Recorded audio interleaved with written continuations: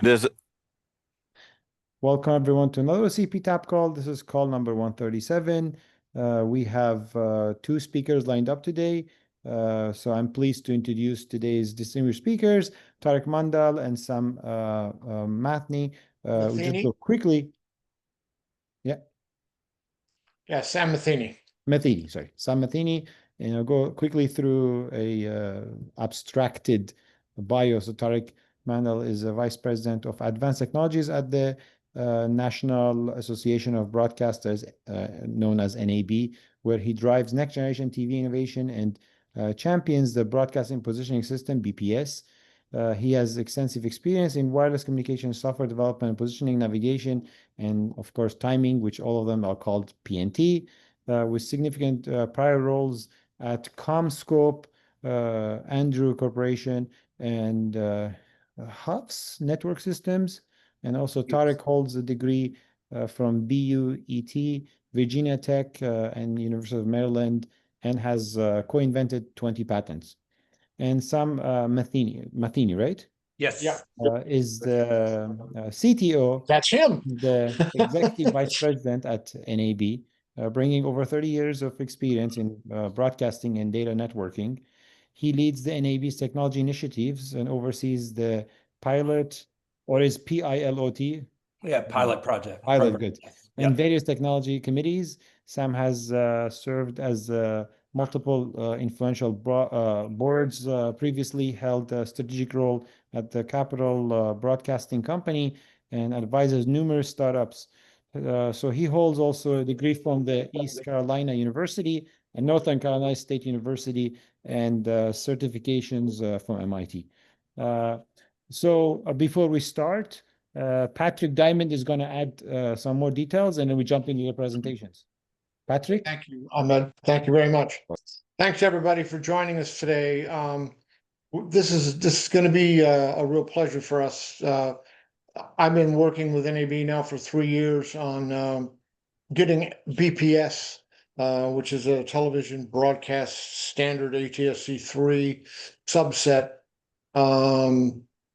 introduced into the real world and tested and so on.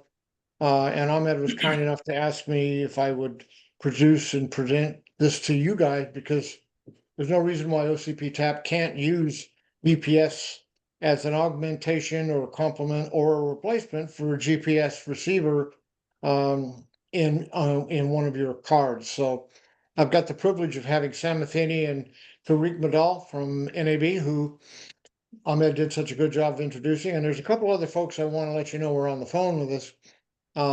Fred Engel, who is a NAB broadcasting consultant expert, who's been around broadcasting since I think they invented RF. And we've got guys from Device Solutions. There he is. Got Device Solutions, who is an OCP TAP vendor working with NAB. And we've got a gentleman with us from Tejas Semiconductor, who's here to listen and learn. So I'm going to turn this over to Tariq and let him share with you guys what is BPS and how can you guys use it in your industry. Tariq, thank you. Great. Thanks. Yeah, the presentation will be done by. I forgot Sam goes first, didn't he? Yes. So Tariq's going to share the slides. I'm going to go first, and I'm going to start sort of at a high level for folks and talk about what is BPS and specifically what is the standard that it operates on and some of the overview sorts of information. And then Tariq is really going to be able to take us more into a technical discussion of what we've done with it and how it works and what are some of the results that we've seen and why we're so excited about it. So I do want to give a special thank you to Pat and Ahmed for arranging this. We really appreciate the opportunity to share with you all what we've been working on and hope that you find it useful. So let's jump right in. And BPS does stand for the Broadcast Positioning System. This is something that we invented, and when I say we, I mean Tariq Mondal, our Vice President of Spectrum Policy, a guy by the name of Bob Weller, and myself back really in 2020 and wrote a paper about it in 2021. And what it is, in essence, is taking the exact same thing that a GPS satellite does, which is transmit a time of emission and its location, but we do that from a terrestrial television tower, and one specifically that is using the ATSC 3 standard. And so it's completely compliant with the standard, although it is not actually part of the standard. And the way we've architected it, it works without GPS, without GNSS, does not require any sort of internet connectivity or two-way connections or cellular. So it can be a completely independent system, and we'll walk you through some of that here. So before we get really into BPS, let's talk about what it's the standard that it operates on. And that is the ATSC 3.0 standard. And ATSC stands for the Advanced Television Systems Committee. It is an international standards development organization. It is based in Washington, D.C., but it has members all around the world. And ATSC, the standard, the new standard, 3.0, the standardization process. We say completed in 2018. As most folks on this call know, standards continue to evolve, but basically the standards in their first form, there are actually 21 standards within the ATSC 3 standard. They were completed in 2018 and have continued to be developed upon since then.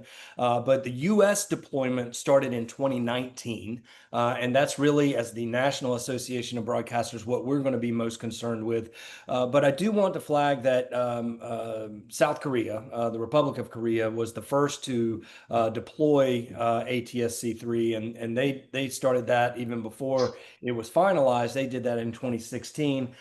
Since then, other countries have either adopted ATSC, such as some of the Caribbean nations, as well as Brazil, or have recommended it to their governments, such as India.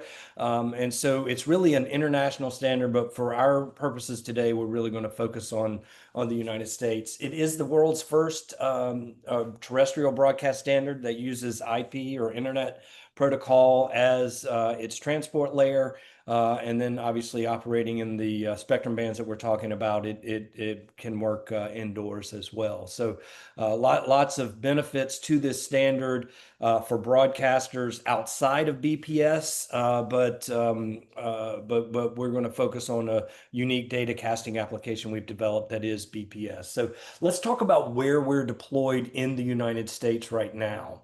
So in the United States right now, we are live on 103 television stations in 80 markets. And those 80 markets are really high density markets, in that those 80 markets, there are 210 television markets in the US, by the way.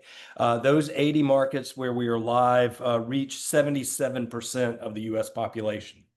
So 19 of the top 20 markets are live, and I think like 38 out of the top 40 are live. And so, but it is a voluntary adoption of ATSC 3.0 as per the Federal Communications Commission. So there's no requirement to do it, but this is where we are now. And in those markets, we're actually broadcasting 437 program channels. So when you think of what is a television channel, ABC or NBC or CBS or Fox or PBS, we're broadcasting 437 of those channels from those 103 stations in those Sam? 80 minutes. So Sam, we got a question.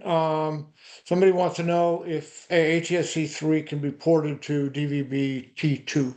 Oh, no, they are very different standards. And so just as ATSC3 is a broadcast standard, DVB-T2 is obviously another standard. And so we've had a lot of collaboration with DVB, but in terms of a wholesale porting of the standard, no, they are two independent standards.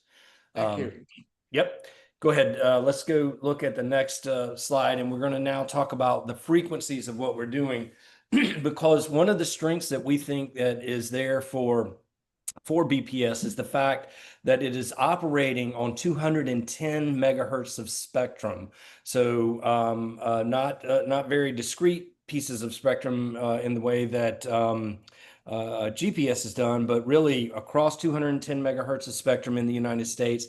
Those would be 35 6 megahertz channels that are taking place in both the VHF band and the UHF band. So, and those broadcasts are taking place at high power, so up to 1,000,000 watts or a megawatt, and from towers that are up to 2,000 feet tall. So we sort of call that a high power, high tower with frequency diversity as well as geographic diversity. And all of those things, if you were going to be designing a terrestrial complementary PNT solution, are things that would be on your list of things you'd be looking for. So let's talk a little bit now, again, high level about what BPS is. And so what we're looking at here, and this is not to scale, but what we're looking at here is, you know, a basic framing structure of ATSC3 coming from a television tower. Now, what you'll notice perhaps first, or that I'll call your attention to, is that we are looking for the GNSS independent reference time. So we are not looking to depend on GPS as our input. So this whole network is meant to be completely independent of GNSS. And so whether that's a fiber input, whether that is a twist link input, whether that's an ELRAN input, we really don't care. We could have an ensemble, but the main thing is that we are independent of GPS, and there's not going to be a downstream failure of BPS that is caused because GPS is upstream.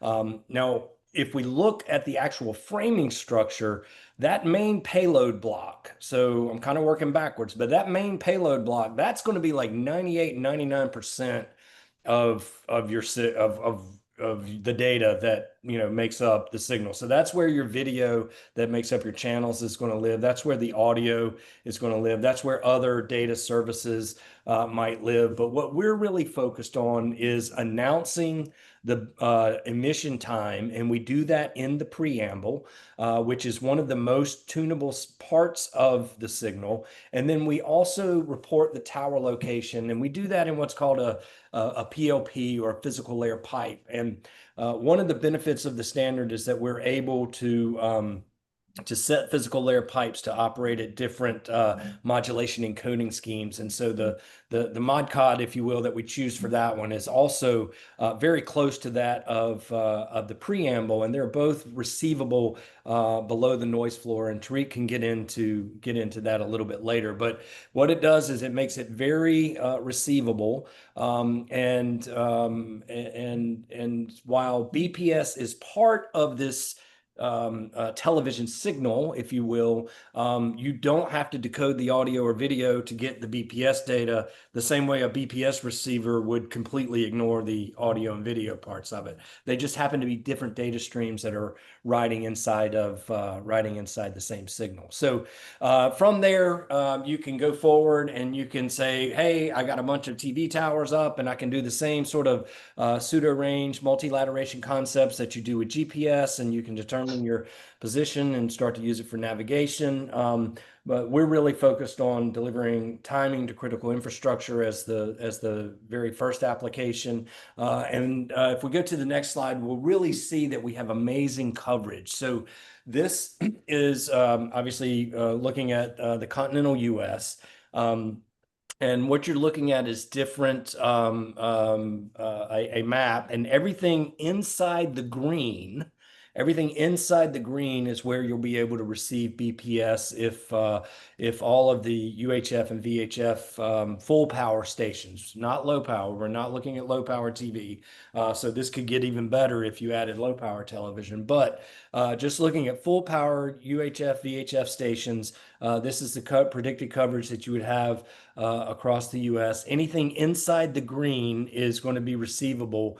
And the green is the demodulation threshold I was talking about before. So you're actually below the noise floor is where you can pick up that preamble and that physical layer pipe that I was talking about. Normal television today is really at about 15 dB to be able to get the audio and video. So you're looking at about a 20 dB difference, which is compelling. And it also means that, again, if you were looking at where do you receive television so that you can actually watch the TV channel, that's going to be different than where you could receive BPS. When we looked at average signal reception, and Bob Weller again did this map. We looked at it at two different antenna heights. One is 1.5 meter antenna height, and the other is sort of like, hey, if I could put this up 50 meters in the air because I'm actually trying to deliver timing to a fixed infrastructure site that might be a building or might be a cell tower or could be a power substation, what would my reception be like? And you can see that we get, in both cases, a strong diversity of signals that can be used. So again, we think this is one of the real strengths of BPS. The other thing that I'll mention is that this is all existing infrastructure. All of these TV stations are already built. All the towers are already there. They're all transmitting TV today. They may not be transmitting ATSC 3 yet, but they will be in the future. So if we take that and we look at what are the capabilities of BPS, what we're really talking about is the ability to transfer time from a single tower. And you can transfer time from that single tower to a known position. Again, a fixed critical infrastructure site. With 4 TV towers, you're looking at being able to provide both time and position estimation.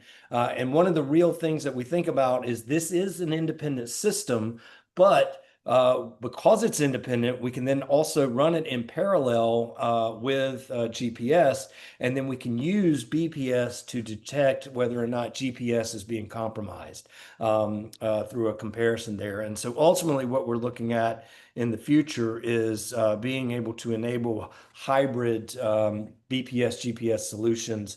And I think a lot of the work that is going on in this committee is relevant to that. So I think we got a question here about possible to get a copy of these slides, and I think yes, it will be. I don't think we've got anything in here that's going to be confidential or that we haven't spoken about in other public forums. So I'm going to do a quick recap of what the advantages are, and then Tariq will start to get into more of a technical talk. Again, some of these I've already hit. The infrastructure is already built. It's there. People are already paying the power bill. This is, a tiny bit of data that is going to be tacked onto an additional service. It is based on an international standard. And so there are players around the world that are building both professional equipment for ATSC 3, but also consumer equipment as well. This is a passive consumer service. So just like GPS, you do not have to be connected. You do not have to worry about a back channel or any sort of bottlenecks anywhere. It can operate really just completely passively. And because of that, you can support an unlimited number of simultaneous users. We've looked at the coverage maps, and we've talked about the frequency diversity. Again, 210 megahertz, 35 6 megahertz channel, operating at up to a megawatt off of tall towers. So you really got a lot of strength there. And of course, it is an independent system, a self-synchronizing system. And because of that, it can really be a really complementary terrestrial option to be paired with GPS when GPS is available, and to be there in case GPS becomes unavailable or compromised. So with that, I'll say thank you. I'm going to turn it over to Tariq and let him get into some of the more details that I'm sure you guys are interested in. Thank you. Tariq? Thanks, Sam. I'll go over how we made the system work. This picture is our transmission side control loop. The bottom elements in gray are the existing elements. They are used for television broadcast. I draw your attention to the exciter piece of it. That is a piece of hardware, or it's a piece of equipment that actually generates the baseband frame, physical layer frames. So it gets all the upstream transmission system, you get all the data, and its input as a bunch of bits, and that's already defined for different silent protocol, and then it configures them into a OFDM waveform. So that exciter actually transmits the waveform, and that goes through amplifiers and transmission line and filters all the way to the antenna. Do you want me to go outside? No, just you put it down a little bit. Okay, so with this, the way we control the timing is we actually have a measurement device that listens to the transmitted time. We demodulate the data.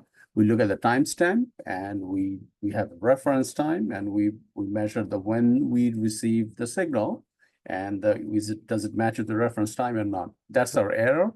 And in any controller system, you cannot just pass the error except to the exciter. You need to smooth it out. You have some sort of controller, some sort of loop filter. So we use this proportional integral derivative controller in there, where we could change all the weights, and that correction goes into exciter. So the exciter manufacturers, 2 of them are compliant with BPS, and they actually take this measurement, and they align their transmission time is basically advance a return signal with however many nanoseconds. So that's our transmission loop. And in terms of reference time, Sam mentioned this earlier about this ensemble of different type of clocks. You can see we list them over there. To make the system really GNSS independent and quite accurate, we need a very high quality time that comes over dark fiber. For example, the PTP over dark fiber, white rabbit type of stuff, or we could have twist link. That is the desired thing. For holdover, for leader towers, we'll come back towards leader follower thing. Some of the towers will provide time to other towers. Those towers will have a cesium holdover. The follower towers can have a rubidium holdover. And we could also get time from neighboring stations. If all the towers are high, they're transmitting, and Sam showed a map that if you are 50 meters high, you can listen to 70 other towers. So we can also derive time from a neighbor ATSC station if we know that that station has a very good clock. And we can also do other timing sources, like we have tested with ELORAN that works. We could take the time from LEO satellites. So it's then all this time goes in ensemble, and we use that ensemble as reference time. And in our network, as we have been telling that each tower can listen to all the neighboring towers, so it creates it's a mesh network. And to increase resiliency of the system, so we actually broadcast the measurement emission time of all the other towers in our data packets. It's broadcast. It comes in channel, in band. So if we report the emission time and location of the neighbor stations, then it's difficult to spoof, and it's broadcast. Every tower is broadcasting the other tower's emission time and other tower's location. So that is for anti-jamming, anti-spoofing type of thing. The second one is we could also report the emission time error of the previous frame. Every control loop after a measurement, there's a residual error. And that is actually the error that was the exciter made. It tried its best to transmit the right time, but it could be 5 nanoseconds off. And that error of the previous frame, we also transmit in the next frame, so that maybe if there is a clever receiver that can use the time and make, especially for timing application, it can have a better clock, more accurate clock using that information. And as we see all those towers, this leads to a nationwide self-synchronizing network where we envision there will be a few leader towers, and they will have the best timing source. So they will have cesium backups. Then the other towers will actually follow those leader towers. They will get time from the leader. And when there is not a leader available, they could a tower could follow a first level follower, for example. So this is it could be the leader, first level follower, second level follower, that sort of thing. The time will flow. We have deployed BPS in Washington, D.C. That was the first deployment. You can see on the left the picture. It's a quite tall tower, 254 meters. And the 416 kilowatt. And on the right side, there's a picture of some of the equipment in the television station. You could see the amplifier, they call it the transmitter. You can see the combiner, a bit of transmission line. But on the red arrow, I'd like to draw your attention. That piece is the synchronizer. That is actually the piece that measures the frame that's being transmitted and computes the error and feeds it back to the exciter. So out of this, 30 million pound of equipment, all we need is that synchronizer and the reference timing source. This station has a cesium clock as a backup, and we also use a GPS in there. Our second deployment was at a WNUV at Baltimore, Maryland. And this is a different market. From Washington, D.C. to Baltimore is about 60 kilometers away. And on the left side, you see the picture of the tower. It's a little taller tower, and it's also a higher power, 750 kilowatt. And the similar looking equipment that's in the broadcast station. But I'd like to draw your attention to the right bottom corner in the red arrow. I saw this little thing. That's actually a receive television antenna this big, and it's mounted 140 feet high above ground, and it's pointed towards WHUT. So what it does is actually listening to WHUT, derives time from WHUT, and use that for WNUV's transmission. So this makes the two tower as a one. WHUT is a leader and WNUV is a follower. And is in the diagram, you can see that we're using GNSS for now, since we do not have the fiber or twist link yet as a reference. But if the GNSS is disconnected, you can see that the WHUT leader tower will continue to operate because it has a cesium backup, and the follower tower will also continue to operate because it listens to the WHUT and use that as a reference time. So this is the leader follower network, and we can make it total GNSS independent. And we did make it GNSS independent, and we ran tests for weeks. It runs fine without GNSS. We bought this for WHUT. We bought equipment from, these are all equipment. We bought this equipment off the market. They have ADVA oscillocores equipment at WHUT and Saffron equipment at WNUV. So they have time combiners and everything. These are off the market.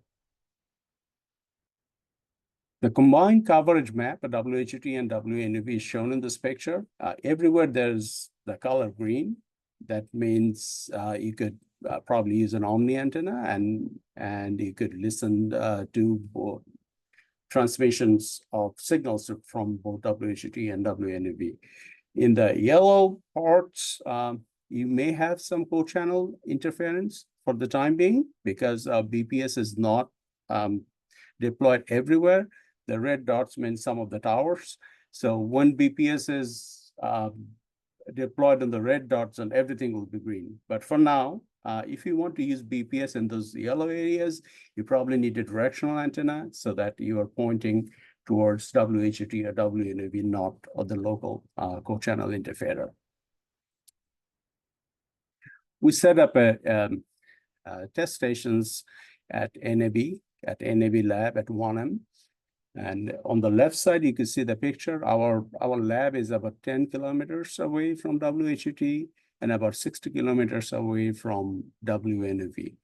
And the path for both is like it's dense urban, suburban, some wooded areas. So it's a mixture. And in the middle, top, you see those two antennas. They're pointed to, it's on the mounted on the 10th floor. They're pointed to WHT and WNEV. And on the bottom middle is one of our receiver setups. That's when we do measurements. And on the right is more equipment that we have in our lab. So this is what we use for functional testing. We also have another deployment in Denver, Colorado with KWGN TV. And although the tower is not that high, but its height above average terrain is the highest because it's on the top of the mountain. And also its power is the highest too. It's 1 megawatt. On the right, you see all those familiar looking equipment. There's the broadcast equipment, a mass filter, the blue one. We use this facility to test with NIST. We use as a timing source, we did not put cesium in there, but we're using the microchip rubidium source GNSS receiver for testing for the time being. And the coverage is also 75,000 square kilometers, just 1 tower, and it goes to multiple states. We signed a cooperative research and development agreement. It's called CRADA with NIST and with another big broadcaster named NextGen Media Group, who operates and owns and operates KWGN. So with NIST, we did a common view test, and our 2 points where we did measurement, one was the NIST Boulder facility where they have the real clock, but it's only 30 kilometers away, but it is not in the line of sight. There's a mountain in between. And NIST has another facility at Fort Collins, and they have a free-running cesium ensemble. They keep it as the backup. That's 106 kilometers away. And NIST did a common view test, and they compensated for the cesium drift for the second station. And they did this time deviation statistics, and they found that it was under 2 nanoseconds. NIST also did a reception test only at Boulder for more than 100 days. I'll show you the plot next. And they found that the stability of time transfer, TDEV, is under 3 nanoseconds.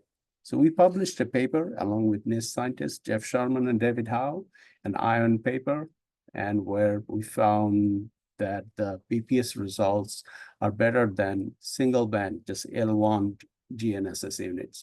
And it's almost comparable, slightly worse than dual band GNSS. This is one of the results. This is the non-line of sight. Remember, from the television stations to NIST Boulder, there's a mountain in between. And we could still listen to the signal, BPS signal at derived time.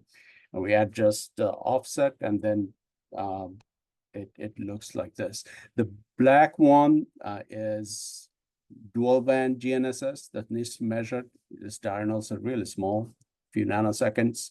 The blue dots are 10-minute averages of BPS.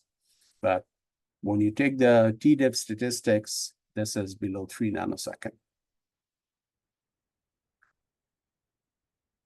And this is the result for about 40 days for the 106 kilometer away test station at Fort Collins. They have a free running cesium ensemble.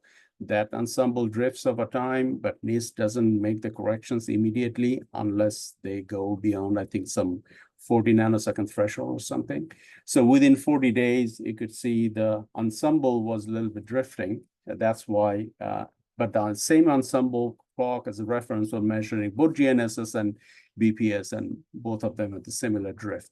When you adjust for the drift and do a TDEV, this shows roughly slightly over 2 nanosecond of TDEV. So line of sight obviously works a little better. We did a live demonstrations many times. So this one is in Las Vegas at NAB show. On the right side of the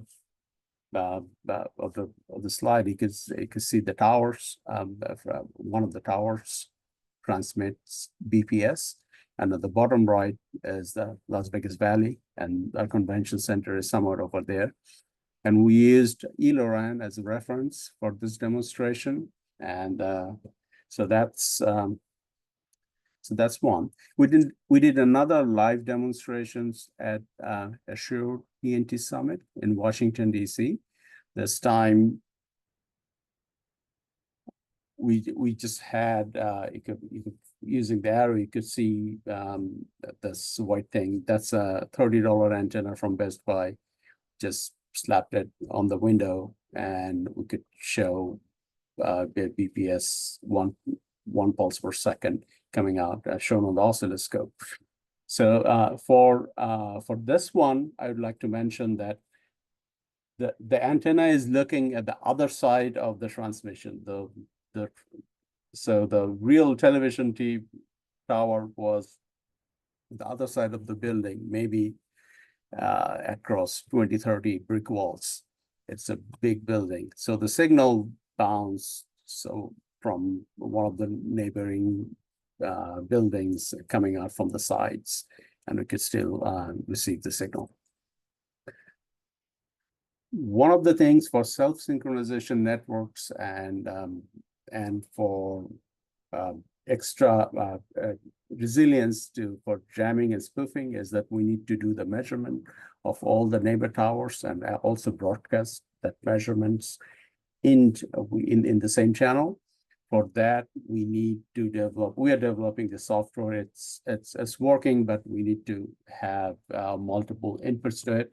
So it shows that TV station have multiple receivers. They are measuring the transmissions of other receivers, and it's being aggregated and it's injected in the broadcast chain. And this aggregator also sends this measurement to a network monitoring system. We call it that's Network Operations Center or NOC. It's also, we have a functional NOC, skinny NOC. We're making it better, but it still functions. So that's how we monitor our network. Another development is next month, we'll have a new 4-channel BPS receiver. This receiver will combine, it will be capable of doing this proper multilateration as a joint estimation of time and position. Right now, we just measure at a known position. This will be, if there are enough towers, you could just put in the receiver, just like a GPS receiver. It will compute at its own location and start providing time.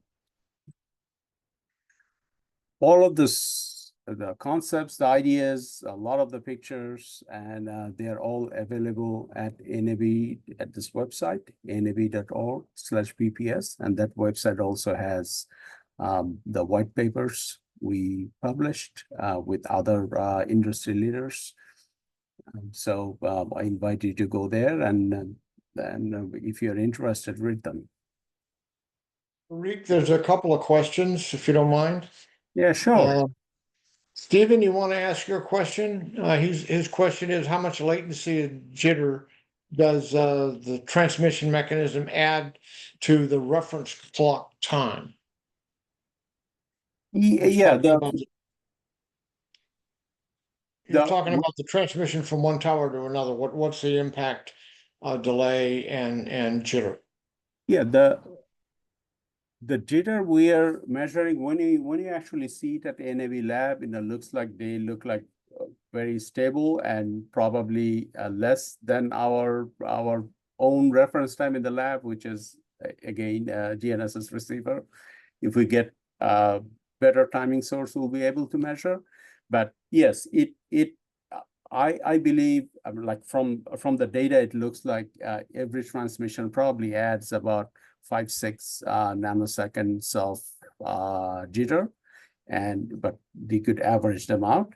And since the time transfer is so stable, like once we find out we have a reference time, say coming from White Rabbit, and we measure, we calibrate, so it'll not move.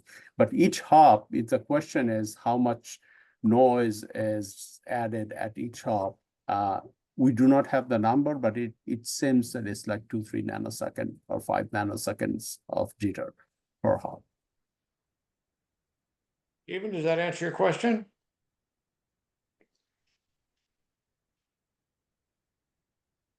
Okay, there's another question. What, looking back at the slides from NIST, what are the main reasons for the higher variations? In other words, your vertical and negative perturbations of the signal around the GPS receiver. Yeah, first of all, this BPS receiver is I mean that signal was non-line of sight, so I mean it's just a signal path, and you have a mountain in between, so there is some of those. And the second one is for the BPS receivers. The BPS samples are the complex samples that the receiver is sampling at is close to 144 nanosecond. So those are the samples we got. So you have 144 nanosecond, and you could do correlation. You could do a little bit of interpolation. So there is some of the jitter could be due to those. Okay, that's great. Does that answer your question? From I just like to add one more thing, that this is coming from the BPS measurement, but the TDEV of this is 2 nanoseconds. So if you have a clever receiver, and if you take the data and train your own oscillator, if you have a good clock, you will get one would be able to produce much smoother output. This is just from the BPS output we have. Gotcha. Jamie, I'm going to answer your question. We are in the process now of putting together an offering which will be, it's patented and owned by NAB, but it will be a VHDL image of a receiver. And that is what we're planning to offer to folks that want to make critical infrastructure receivers, like I know Safran and Microchip and a whole bunch of others. So we're in the process of putting together a VHDL package that can be relatively easily integrated using one of the standard tool sets to translate it into whatever your development environment might be. So we're in the process of doing that. Good question. Hello, can I have a question? Then here.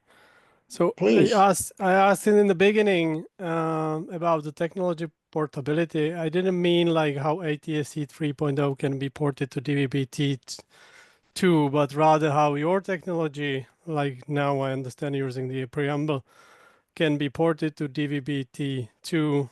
And basically the question is because in Europe it seems that most of the operators are using DVB-T2, so I don't think the plan is to switch to ATSC.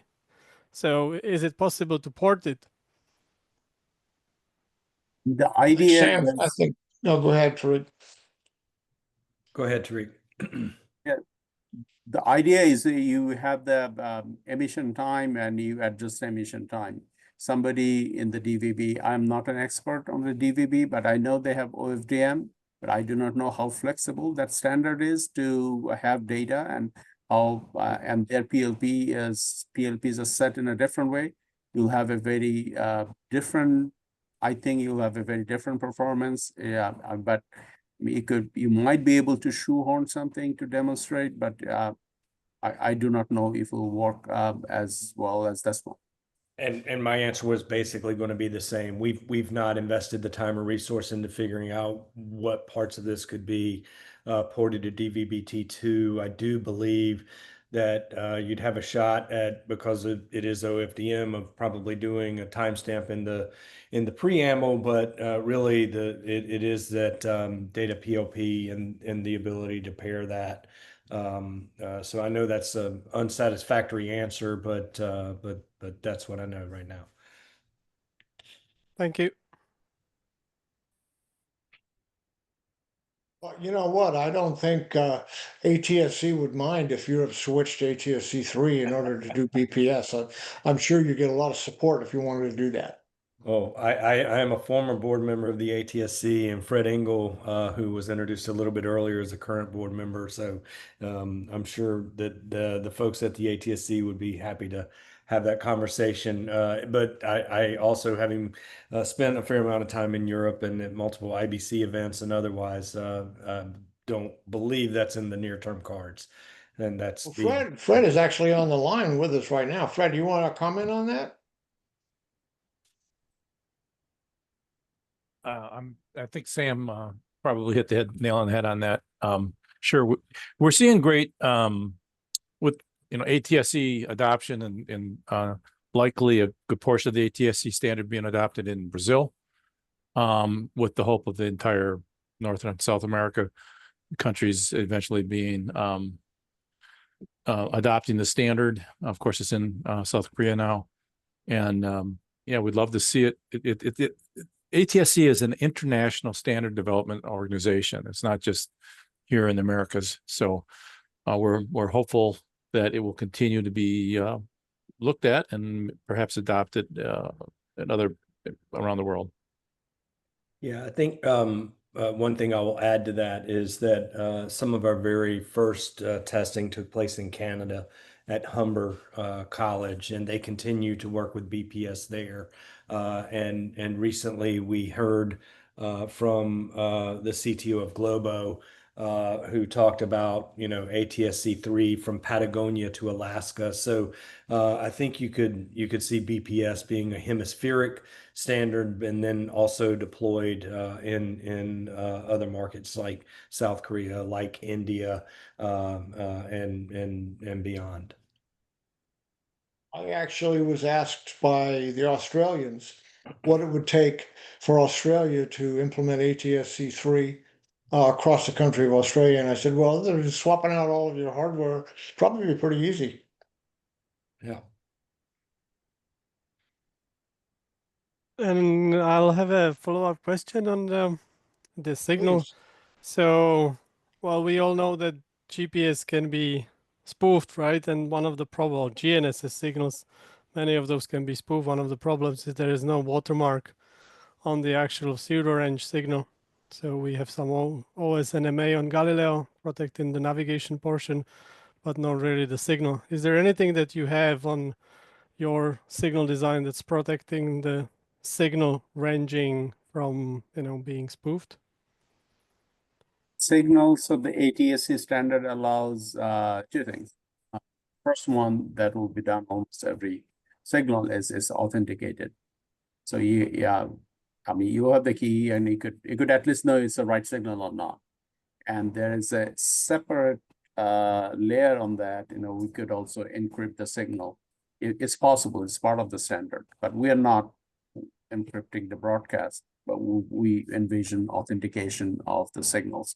So you will receive, every time you receive a signal from a tower, you know this, you can authenticate this is actually coming from the tower or not. The second one, to answer your question, is, so you're listening from tower 1 saying that, okay, so this is my time, this is my signal, you authenticate the signal, and tower 1 will also tell you, this is the time you should expect from tower T2, because it's measuring the time. And you go to the now the tuner, like you have you're listening to multiple stations. You go to tower 2 and you're getting it's also authenticated. You're receiving the signal.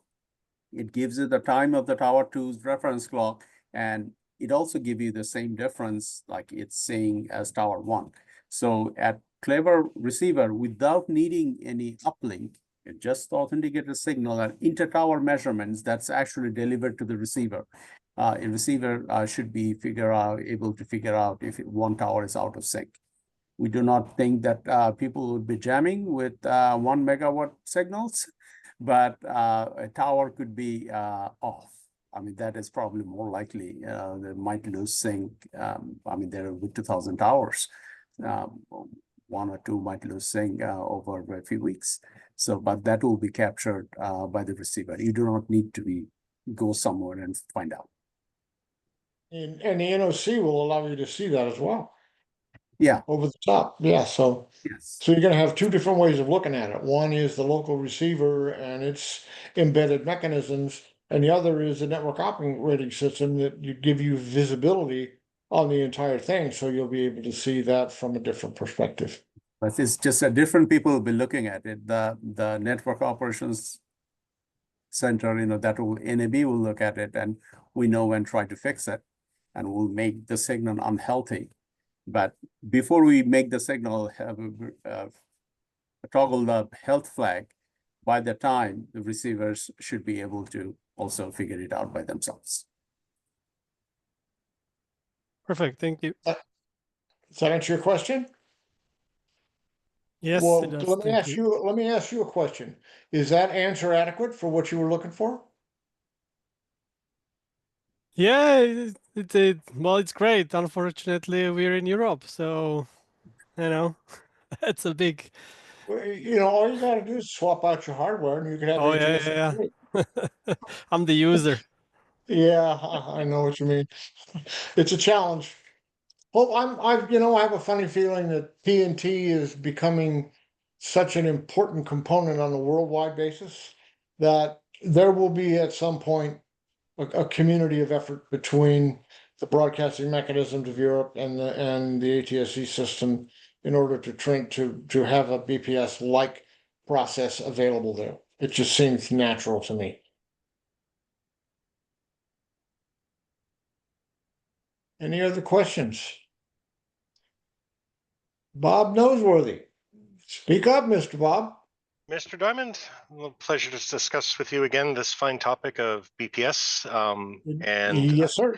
I just have a general question that I invite the audience, the presenters here to address as you wish on how, be it ATSC 3.0, the committee itself, or NAB are addressing certification of hardware and software, obviously implementations, as well as the verification of interoperability, including any hardwire timing being provided, be it telecom PTP, power profile PTP, White Rabbit, any aspect of that as well. Just what your thoughts are on the general compliance certification interoperability problem.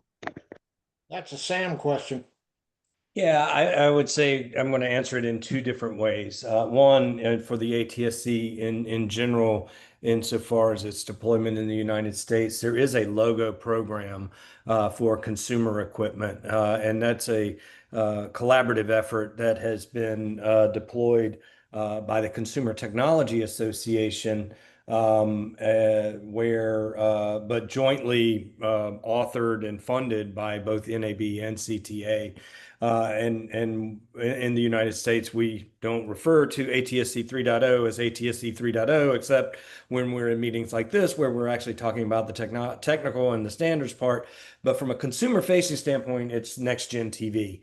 And so NextGen TV has a logo, and to get that logo, there are hundreds of test cases that have been developed, again, jointly through this process. And there's a company called Resilient out of Europe that is responsible for implementing those test cases, and then receiver folks can do certification based on that, and then with the proper ability to pass those tests, earn the right to use the logo in their marketing, on their boxes, in stores, and commercials, et cetera.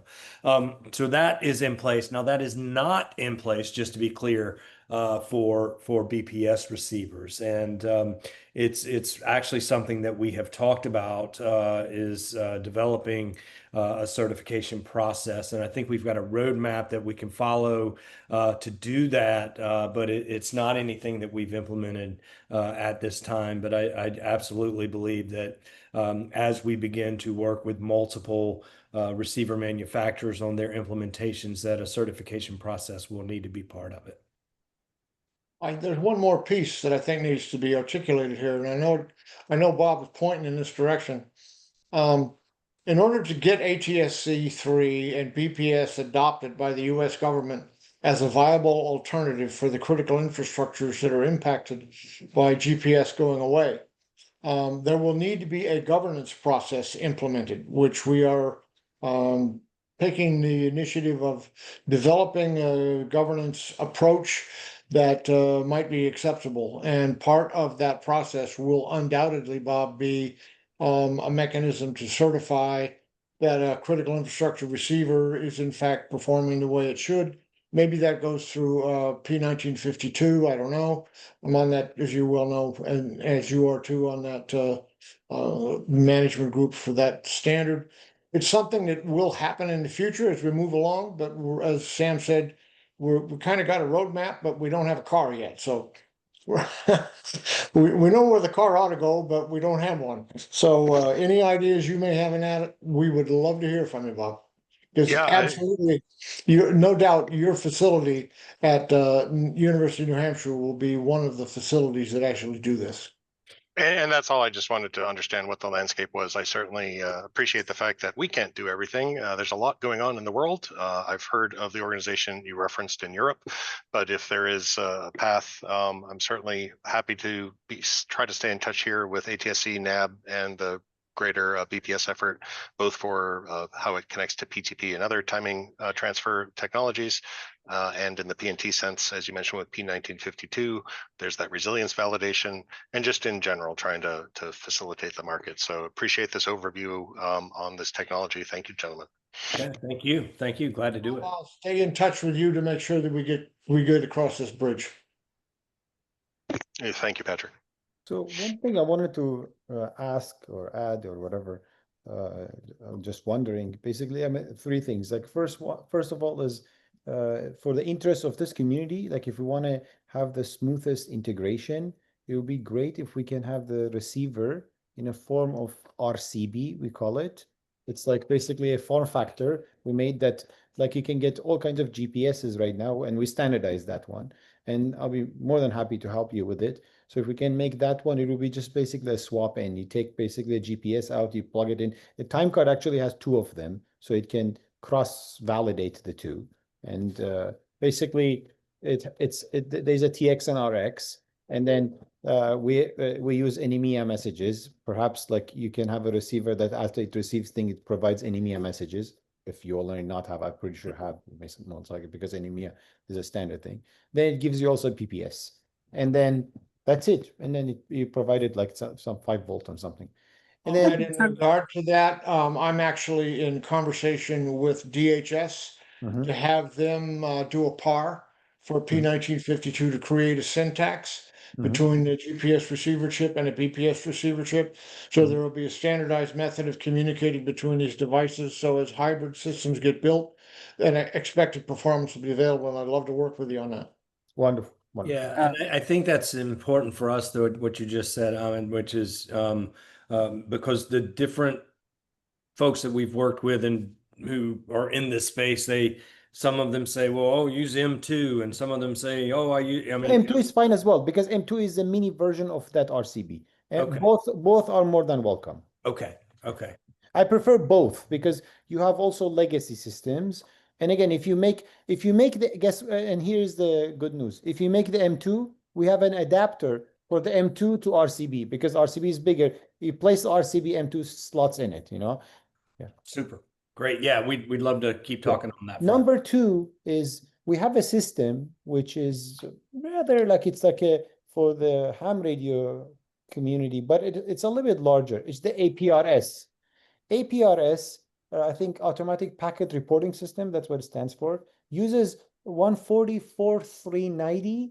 It's a 2-meter band for reporting, and it uses basically whatever GPS, let's say, as received. It would be good if we make, let's say, a prototype or a demo or something, which it uses basically BPS, and like it will be like really a terrestrial, because it receives it terrestrial and sends it terrestrial. How cool is that? You know, like you have like betcha. something that encompasses all. So, and then number 3, which is more like of a tactical question, is, let's say, for example, in these like conflict zones or something, they come and jam GPS because they don't have better tools, let's say, to take down the satellites or something. If you have a BPS system, knowing the location of the antennas will basically take some missiles to take them down, and then you have now this whole thing down. What is like the counter for that? Is there something like you can have like also towers that can be hidden or something? Like, is there something? I mean, I'm just trying to think like how, I mean, in interest of Europe, especially, you know? Okay, now we are, first of all, BPS, I mean, these towers are in the US, and there are 2,100. Exactly. That's why I said 50 mainly in towers. Europe, right? Let's say Yeah. Ukraine, right? Yeah, so yeah, as Tariq was saying, we've got in terms of full power stations, we're looking at 2,150 full power and Class A stations in the United States, and some of those are coming from shared tower locations. But I think more directly to your point, we are, and it's not specifically for this purpose, by the way. One of the features of ATSC3 is that it also allows for SFNs, or signal frequency networks, to be deployed. And so we're looking at different architectures where we could have a single frequency network, but also what that's causing to happen or causing to occur is some of the transmitter manufacturers are now looking at building, smaller, more portable units. Now, they're not being designed for the purpose explicitly at which you're asking about, but could they fill that role? Yes, absolutely. And in fact, one of those transmitter manufacturers is shipping us one of them now, and I'm got some ideas about how we might try to do some stuff with it. So it's still a stretch, Yes, but absolutely. it's the possibility is there for sure. Wonderful. And the jamming is pretty much like not that different. I mean, it's different because you have stronger DB because you're it's very different because are you going to jam one? It's a high power signal, exactly, and Good luck then with two, that. you're operating across 210 megahertz of spectrum with different channel combinations in different markets, awesome. and so basically you're saying like, are you going to jam the whole band? That's awesome. Yeah, that's like heartwarming. Yeah, The frequency diversity is a real important component of this that often gets overlooked by the ooh-ah, but the frequency diversity is awesome. Yeah, this is there. You saw the band, like it's like 54 megahertz is the one low end. So low VHF, high VHF, UHF, three separate bands. That's awesome. And as Sam said, 1,000,000 watts. So signal, you're looking at like per station, you're probably typical signal level could be maybe minus 40 dBm signal. Yeah. And you have in a market, you may have 10 of the signals. Yeah. So to jam 10 of minus 40 dBm signals it's No, I agree with you. It's impractical, which is awesome. Yeah. Well, thank you. Well, Ahmed, I want to say thank you for giving us an opportunity to participate in OCP TAP, and frankly, and I'm going to speak for Sam and Tariq.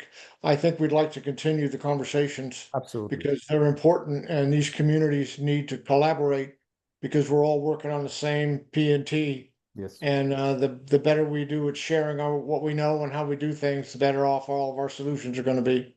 Absolutely. So Absolutely. I take my hat off to you for this. So thank you so much. You're welcome. I look forward working with you guys, and we have also the next big event is basically the Global Summit, And perhaps if you guys want there is still the opportunity to submit for, it's called Innovation Village, I think, or something, which you will get a table for free. And then after your proposal is accepted. But And I is- think yes, really deserves something like that. Like if you bring some like a receiver there and showcase it there, you have like all the audience. Like last year, I think we had 6,000 participants.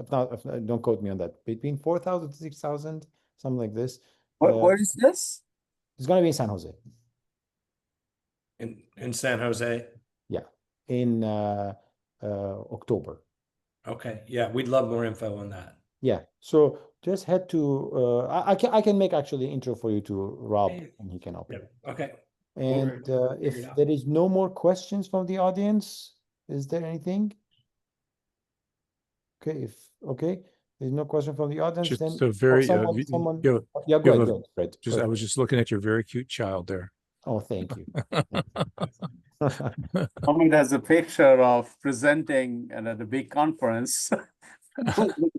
Yeah, that was really fun. That was like in OCP 2021. Yeah, my son was like 6 months or something, and then we had the nanny set for that day, and the nanny canceled. I had to cancel my talk, but then the OCP was like, "No, you have to go bring him." I was like, "Okay." I brought him. He didn't want to leave me, so I went with him on stage. So that was awesome. Anyways, yeah. So yeah. That concludes for today's call, and we'll see everyone in 2 weeks for a call by Stefan Johansson about advances in frequency counters. All right. Thank you again. Ahmed, thank you Yeah. again. You're Thank very you. welcome. Thanks. All right. Looking Bye-bye. forward to working with you on this. My pleasure. Bye, Thanks, guys. everyone. Bye-bye. Thank you.